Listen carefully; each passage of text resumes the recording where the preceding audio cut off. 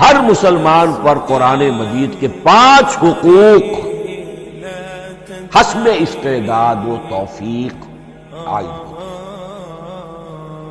پہلے یہ کہ اس پر ایمان ہو جیسا کہ ایمان کا حق ہے، صرف زبانی ایمان نہیں، دل سے یقین کہ یہ اللہ کا کلام ہے۔ اور اس کا نتیجہ کیا ہوگا؟ پھر عظمت اس کی پیدا ہوگی، ایمان و تعظیم، یہ پہلا حق ہے۔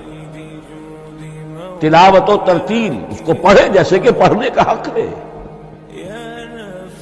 پھر سمجھے جیسے کہ سمجھنے کا حق ہے، تذکر و تدبر، پھر عمل کرے، انفرادی طور پر بھی اجتماعی طور پر بھی۔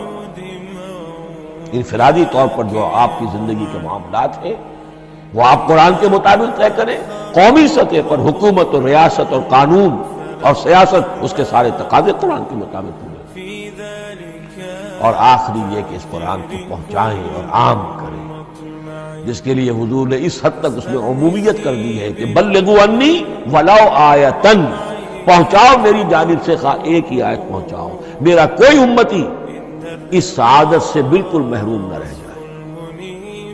اول تو خیرکم من تعلم القرآن وعلمہ، تم میں سے بہترین لوگ وہ ہیں جو اسی کے لیے اپنے آپ کو وقف کریں، قرآن پڑھیں اور پڑھائیں، سیکھیں اور سکھائیں، سمجھیں اور سمجھائیں۔ اس لیے کہ سمجھنے اور سمجھانے، سیکھنے اور سکھانے، پڑھنے اور پڑھانے کا بھی کوئی ایک لیول تو نہیں ہے، ایک عام لوگوں کی سطح ہے، ایک ان سے اوپر کی سطح ہے، ایک انٹلیکچوئلز کی سطح ہے، ایک جینیس لوگوں کی سطح ہے۔